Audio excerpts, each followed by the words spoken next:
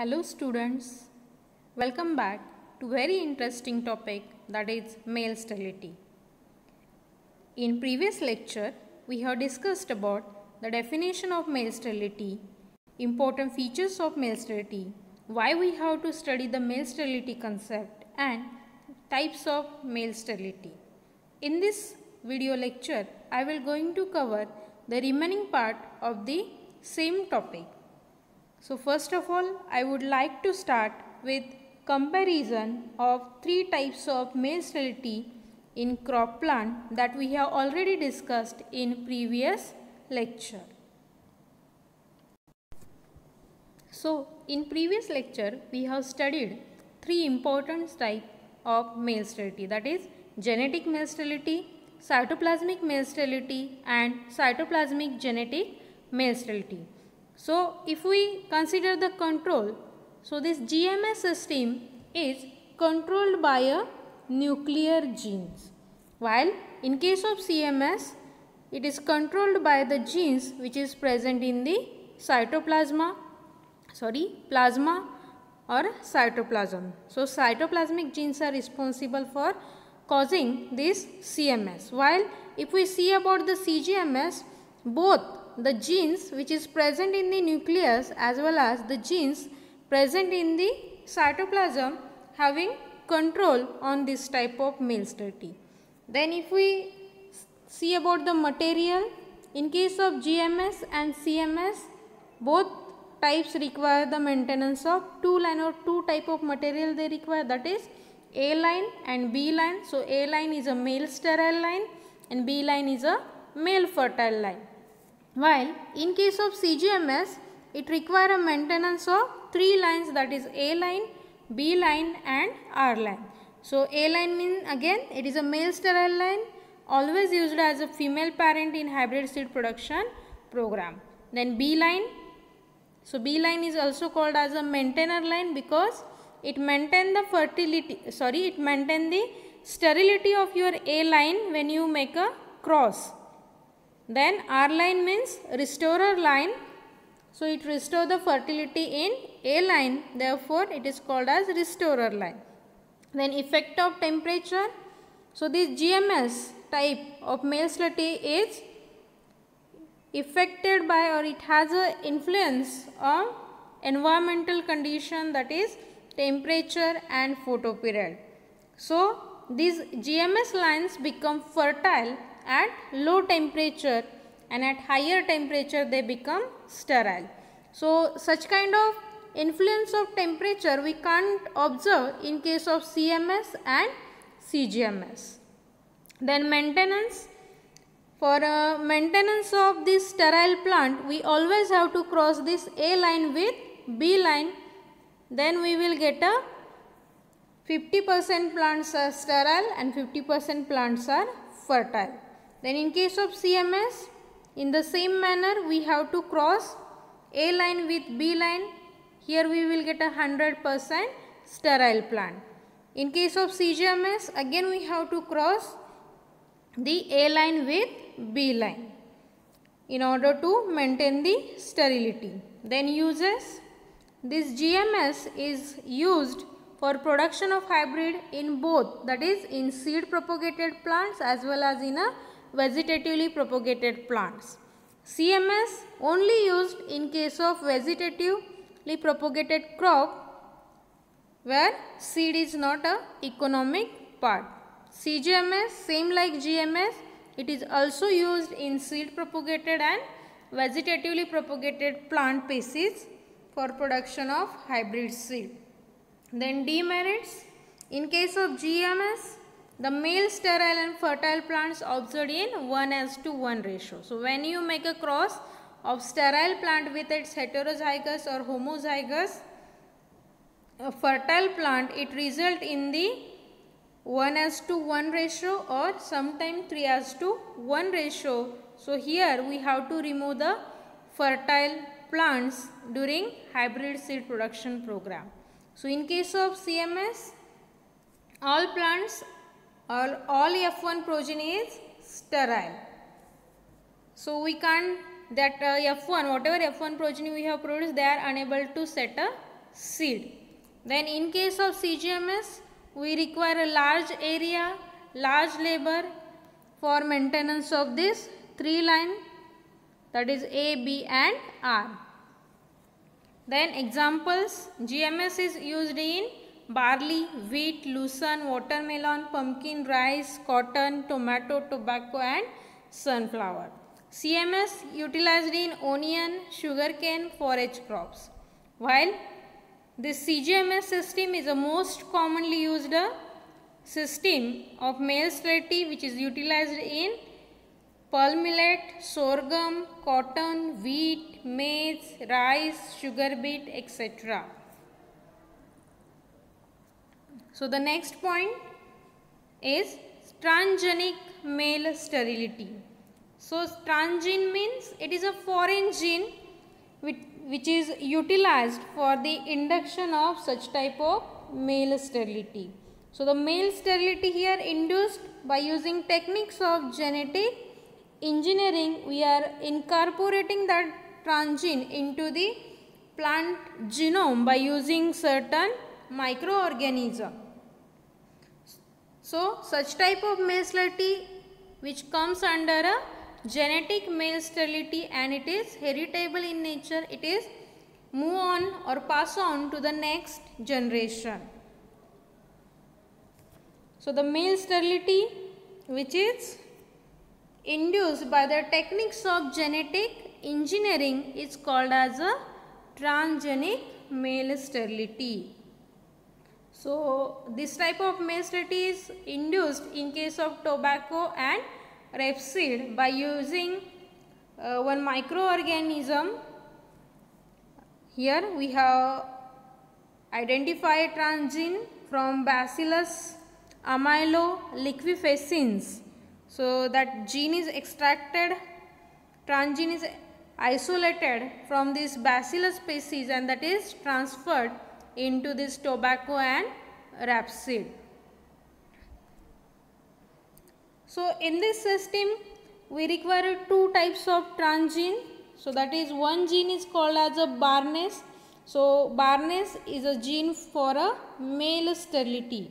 So this type of gene is incorporated or integrated in A line that you want to use as a female parent. So Barnes gene is introduced or transferred into the A line, while another gene we have, that is the Barstar. So Barstar is a suppressor of Barnes. So when this Barstar is present, it is going to suppress the male sterility gene and leads to the restoration of fertility. Okay. So these two genes, Barnes is incorporated in A line while Barstar is incorporated in male parent or the restorer line. Okay. So when you are going to cross this A line which is having a Barnes with the R line which is also having a Barstar, the resulting F1 progeny will be fertile. So it is a very expensive method of male sterility because we have to use genetic engineering technique. We have to isolate the gene, incorporate the gene and then we have to go for a crossing. Therefore it is a labor intensive method as well as cost expensive method. So moreover, another demerit is maintenance of such type of male sterility is also a problem here, and therefore its use is very limited in few crops. So on commercial scale such type of male sterility is not utilized. So Barnes is nothing but it is the extracellular RNase which is isolated from this Bacillus amyloliquefacins, while Barstar is the inhibitor of this Barnes gene. So when we are making a construct for incorporating that Barnes or Barstar gene, generally this TA29 promoter location is utilized. So plants with TA29 promoter where this Barnes construct is incorporated. So such construct is made, so plants are become sterile then in that case. So those plants are having TA29 bar star are not affected by the transgene Barnes, and this bar star gene is dominant over this Barnes. So when this Barnes and bar star genes are going to fuse to TA29 promoter location, the plant is going to produce a tapetum specific expression, and due to which you will get a fertile plants. So the cross of male sterile plant which is having a Barnes gene with male fertile plant with bar star gene will be able to produce fully fertile F1 progeny, that we can see here in this picture. So this is a TA29 promoter location where we are attaching this Barnes gene that is isolated from this Bacillus amyloliquefacins, which is a herbicide resistance, or maybe it have another property. So such a gene we have, such a construct we are incorporating here in the plant's cell. So you can see here, this is a tapetum location. So this tapetum undergo the degeneration when we can incorporate this construct, which result in the production of pollens becomes sterile. So pollen mother cell undergo the degeneration or maybe anything else that will result into the sterility. While when we have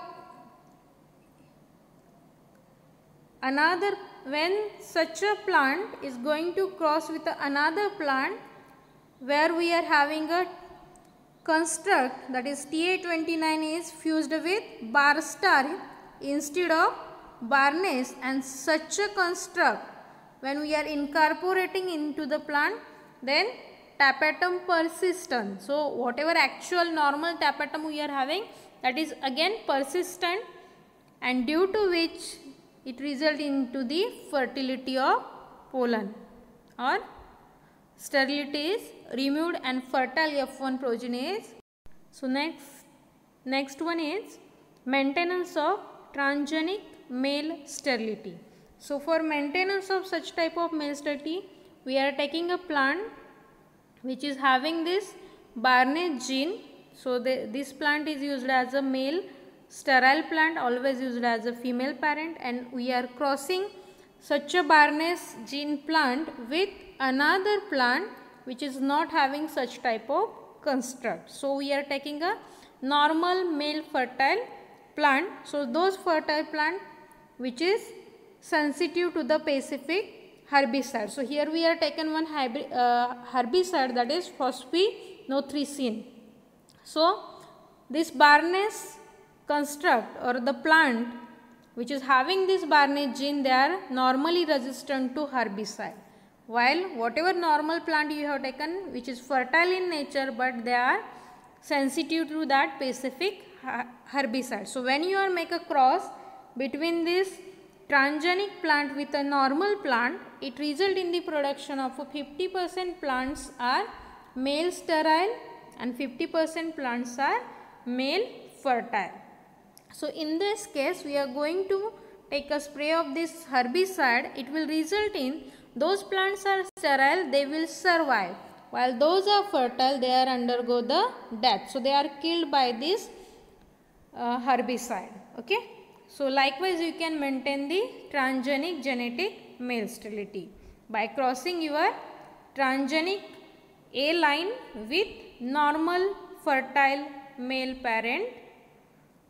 Then if you want to go for a production of hybrid by using this type of male sterility system, what we are doing? We are taking this Barnes construct. So Barnes we are making cross with bar star, which is a fertile restorer line which is made by again making construct between TA29 promoter location with bar star gene. So when you make a cross of such a Barnes line with bar star, the resulting progeny will be 100% fertile one. So 50% plants will have this Barnes bar star genetic composition, and remaining one are normal and bar star. So in that case 100% plants will have a fertility. So likewise you can go for a production of hybrid seed. So got it? For maintenance you have to cross this Barnes plant with normal male fertile plant, and for production of hybrid we are crossing the plant by using Barnes as a female line and the plant male parent with bar star gene. Okay. Then next type is chemical induced male sterility. So in this case certain chemicals are utilized to induce male sterility artificially. So such type of male sterility is non-genetic in nature and it cannot be inherited to the next generation. So we can utilize such type of male sterility effectively and we can use those line as a female parent in hybrid seed production program.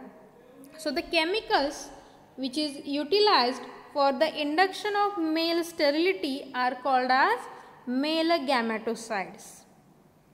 Also those chemicals are called as a male sterilant, selective male sterilant, pollen suppressants, polonocide and androcides.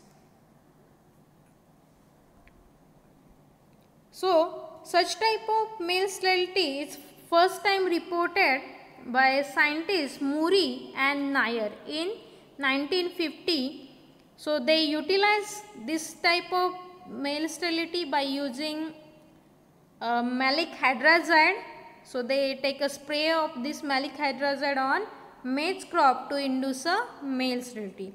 Later on in 1985 another scientist Macri suggested the use of this chemical hybridizing agent to avoid the confusion and multiplicity of terms.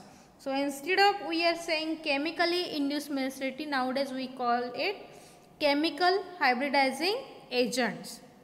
So in this case we doesn't require A line, B line and R line.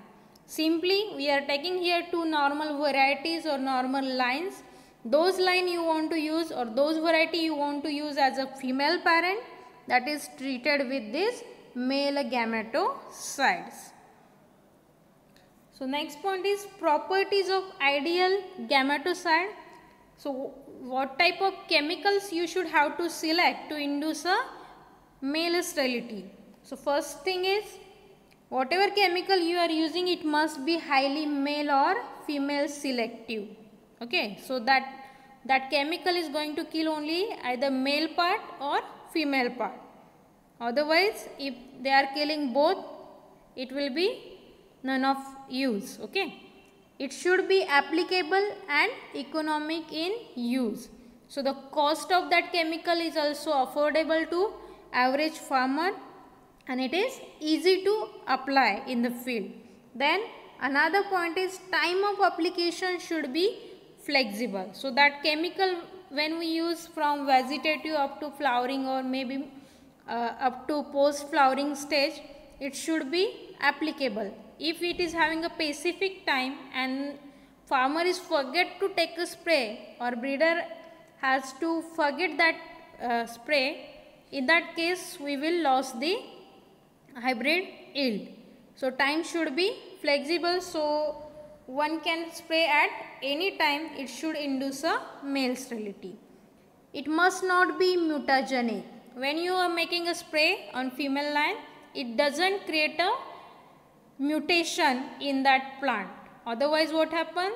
if mutation takes place, it is carry over in the next generation, and we don't want to carry those chemicals or that changes in next generation. Okay, it must not be carried over in F1 seed. So whatever chemicals we are using here to induce male sterility, its residual action should not be present in F1 progenies. Must consistently produce 95% male sterility. When you make a spray of such a chemical, more than 95% plant should be sterile. Okay, then must cause minimum reduction in seed set. So majority of time chemicals, when we are spraying at a flowering stage, they are going to kill the floral parts, and that result in the reduction in seed set or seed yield. So ideal gametosite should have a maximum seed set upon spraying. Should not affect outcrossing. So whatever natural crossing takes place in that plant species is not affected by the spraying of such a chemical. And last point in this slide is it should be eco-friendly or environmental friendly. It is not hazardous to the environment. So a few examples I am giving here. So zinc methyl arsenate or sodium methyl arsenate, it is commonly used to induce a male sterility. But when you have to apply, so critical stage is 5 days before heading. Then ethefone or etherel, it depends on crop, and you can use it in bajra, rice, oat, barley. In the same manner, mandoc is also used majorly in case of cotton crop to induce a male sterility. Then gibberellic acid, that is also utilized as a male gametoside in maize, barley, wheat, rice, sunflower, and you should have to take a spray 1 to 3 days before meiosis. Then malic hydrazide you can use in maize, wheat, cotton, onion, etc. etc. Then advantages of chemical male sterility or a gametoside. So it is a rapid method of developing male sterile line. So without investing 6 to 7 years to take a back cross for development of A line, B line and R line, within 1 season easily you will get a male sterile line. Then less laborious, less expensive than back cross method. Compared to your CMS, CGMS, GMS, it is a less laborious because we not have to maintain these 3 lines, as well as we not have to go for the production of such a line. So it is less laborious and less expensive, and need not to maintain A line, B line and R line for hybrid development. So simply female parental line we have to treat with male gametoside to suppress the pollen formation that will result in the production of male sterility. The next one is disadvantages or demerits of chemical induced male sterility are pollen abortion is incomplete and erratic. So majority of time when you are taking a spray of chemicals, what happen? Pollen abortion or sterility is not complete one, so it is erratic and incomplete. And sometimes few chemicals are respond only to the specific stages of crop growth, and it is having a short life. So instead of one spray you require to give again and again treatment. So repeated treatments are required to induce the male sterility. Then ovule fertility is sometimes adversely affected, which also leads to the low seed setting. So that is another disadvantage. Instead of along with this pollen sterility, sometimes this ovule undergo the sterility, or it is going to be damaged by the more use of such a chemical, which result in the less seed setting.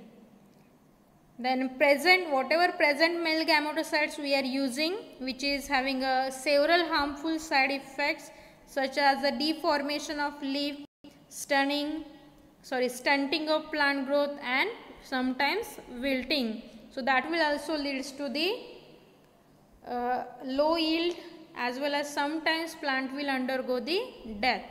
Then high cost of gametocides and their repeated application makes their use uneconomical. So again, when you have to take a repeated spray, so it is again not a cost effective method. So the cost of production is going to increase here. The next point is significance of male sterility in plant breeding. So generally this male sterility is used in hybrid seed production. So male sterile line always used as a female parent because it will avoid the enormous work of emasculation. So always this male sterile line is utilized in hybrid seed production as a female parent. Then genetic male sterility is also utilized here in hybrid seed production, but it has a certain limitation. That is, for maintenance of female parent, we require heterozygotes as well as segregation of fertile and sterile plant we have in each generation. So for maintenance of this sterility, we have to every year discard the fertile plants. So 50% or 25% plants will be lost when we are using this GMS system. The next point is limitation. So first of all, there are certain limitation on use of this male sterility in hybrid seed production. That is, firstly we have to find A line, B line and R line, as well as their maintenance is laborious and difficult. So in all crops we don't have this A line, B line and R line, therefore we are having a limitation on use of this type of male sterility. Then if exotic lines you are taking from foreign countries, so sometimes what happen, those lines are not suitable to our country or our location, and therefore those lines sometimes going to be converted into male sterile line. If you brought restorer line from other countries, what happen, they may be going to convert into MS line, so that is another disadvantage. Then adequate cross pollination should be there between A and B line. So that is again major problem, we don't have the synchronization between female line and sterile line and restorer line. So both lines are not coming on flowering at the same time. So that will also result in the getting low seed or low seed setting from that hybrid crossing block. Then fertility restoration should be complete, otherwise F1 seed will be sterile. So sometimes R line are not having a fully restoration capacity, and due to which what happened, due to partial restoration, few seeds are converted into fertile one and few seeds are still remain in a sterile phase. So that will result in the loss of